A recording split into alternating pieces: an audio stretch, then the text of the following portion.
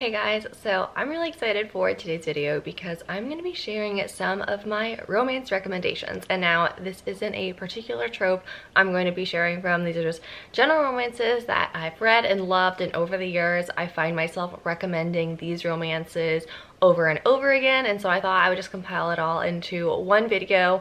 If you watch my other videos, I'm sure none of these will be a big surprise, but I just wanted to have like a place to have all of these books, because the last time I did a romance recommendation video, it was specifically for Kindle Unlimited, and I have a couple books that you can find on Kindle Unlimited, but most of these are not. Enough chatting, let me just get into all of the books. Some of these are recent releases, some of these I read years and years ago, but I still would recommend them over and over again. So let's get into this. I have quite a few books to talk about. So first I'm going to recommend an author I'm sure many of you have never even heard of, because I've never seen these books talked about on BookTube, and that's Eva Ebbetson. So she has written some classical, like historical romances, but they are clean historical romances, and two I want to highlight in particular are my favorites of hers, and they are The Morning Gift and The Reluctant Heiress. So let me just tell you a little bit about The Morning Gift first.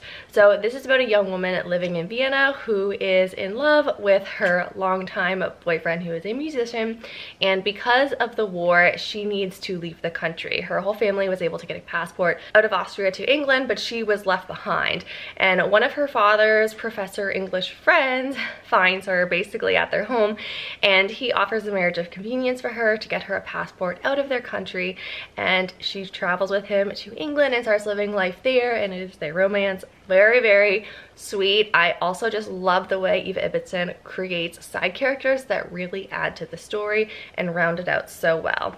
Next, I want to just quickly talk about The Reluctant Heiress. This one might be my favorite of hers now. Like, for a long time it was The Morning Gift, and I feel like The Reluctant Heiress is kind of perked up there. I actually do need to reread this one again. I've read it many times, but this is about a princess in secret. She actually loves the theater, and she is working for a theater company, but no one knows that she is royalty. Well, her home castle is being sold to this English businessman who's trying to appease his very hoity-toity fiance. And the English businessman also hires her theater troupe to perform the magic flute at their castle. So her two worlds kind of collide, and it's a wonderful love story. Once again, the side characters in this are so endearing and charming, and they really make the story so wonderful as well. I have another older book, Maybe Someday by Colleen Hoover. I'm sure you've heard of this author though.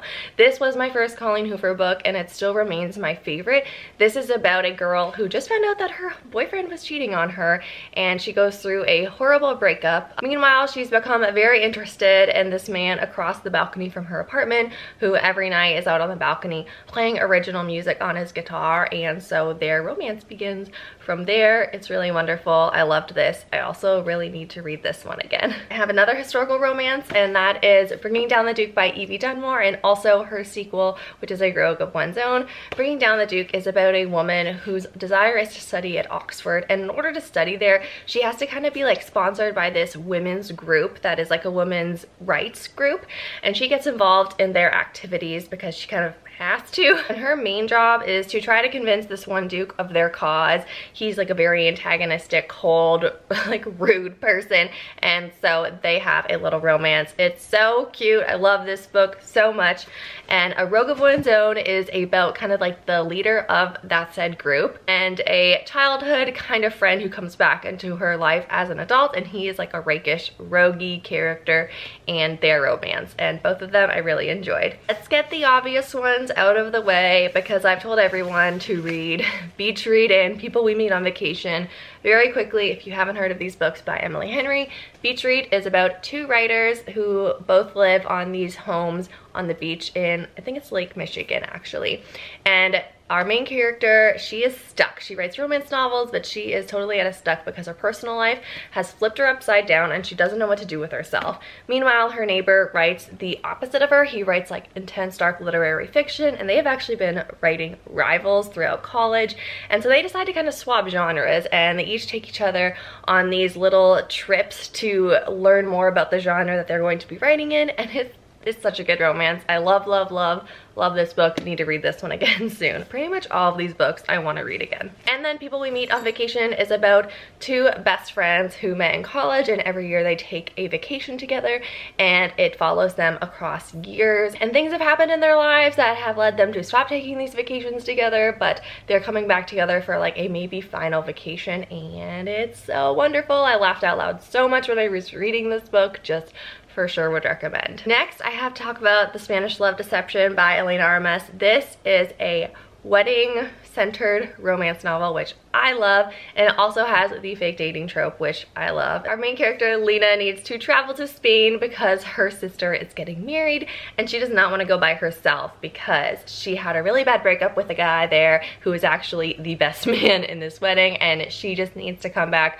with a man of her own. So she enlists the help of her very cold colleague, who is kind of enemies to lovers, I guess, to be her date for this wedding. It's wonderful. There's travel, there's that whole like enemies to lover element, who's actually a complete cinnamon roll on the inside. Loved this book. Please, just would recommend this. Please read this. Next, I need to recommend Things You Save in a Fire by Catherine Senner, and I need to read more of her books because I loved this one so much. It's the perfect like contemporary romance story. It's about a female firefighter who relocates to spend some time with her mother, who she's been estranged from for quite a few years, and it's her and her position within the firefighting community. As a female, it's really hard for her to get the respect, and she had a lot of that in her old job, and so she kind of has to start from the beginning in this new place that is not as female friendly and forward thinking as her old job spot was.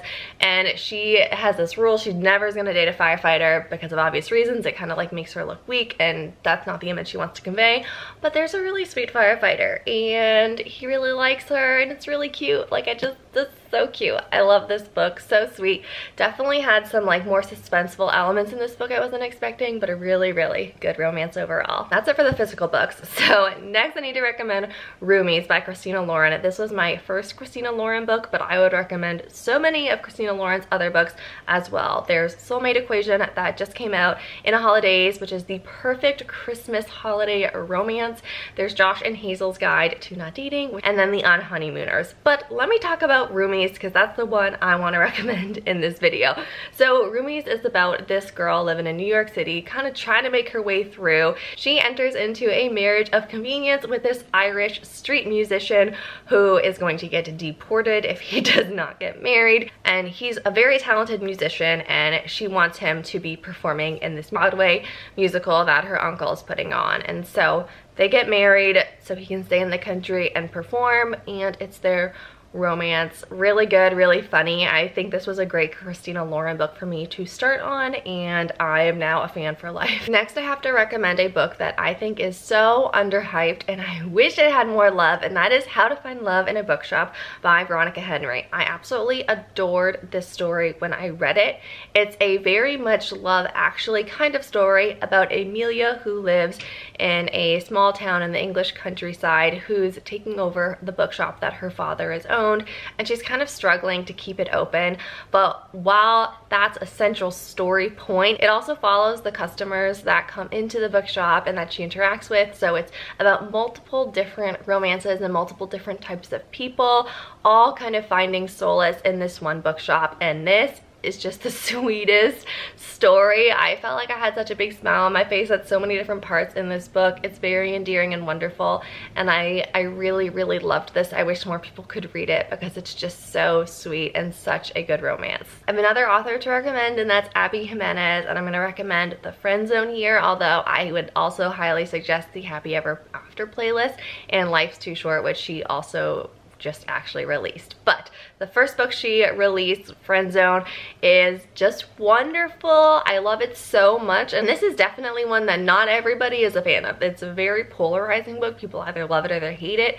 I happen to absolutely love it. It is about a maid of honor and a best man who kind of start to get to know each other because their friends are getting married, and they are going to be just friends and she is also dealing with some health complications that complicate their friendship slash relationship slash whatever they want it to be called. Next, I need to recommend Taylor Jenkins Reid, and she is very popular for her more recent releases, but I'm not going to talk about any of those. I'm actually going to talk about some of her more original content, which is geared more toward the contemporary romance genre, and I have to talk about One True Loves. This book is so good, so conflicting. It really made me think, but it was such a good romance at the heart of it.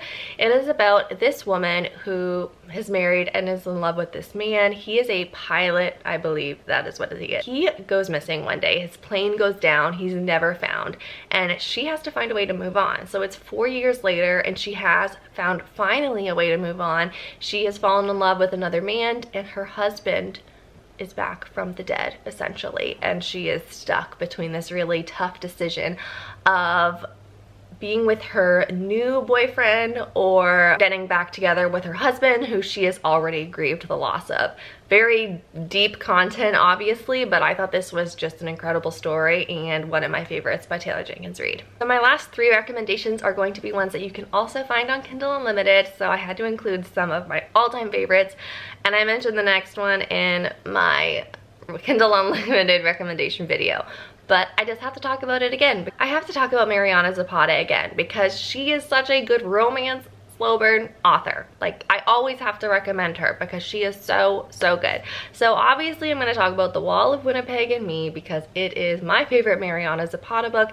It is a marriage of convenience novel following a football player who is going to get deported to Canada unless he marries, and it's with him and his assistant. The football player is like super cold and kind of rude. His motto for life is kind of like football is life, and he has no friends, no personal life whatsoever, and his assistant is kind of the opposite of that. Like, she's like a nice person, and they get married, and I loved it. I just love watching like these really grumpy characters like become sweet people. That's just definitely a character development thing that I will always be a fan of reading about.